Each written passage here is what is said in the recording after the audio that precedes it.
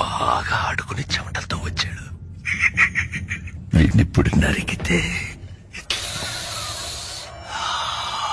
రక్తం వేడిగా వస్తుంది. నువ్వొచ్చేలోపు మీ అమ్మని మీ తమ్ముణ్ణి నరికి పార్ట్స్ అన్ని మిక్స్ చేసి పెడతాను. వద్దు వద్దు, మళ్ళీ చేయొద్దు. ఏయ్, ఎందుకురా నన్ను ఆపుతున్నావు? నువ్వు వద్దంటే నేను వదిలేస్తానా? ఓ పని చెయ్, నన్ను బతుమాలుకో. బతుమాలరా, వదిలేస్తాను. ప్లీజ్.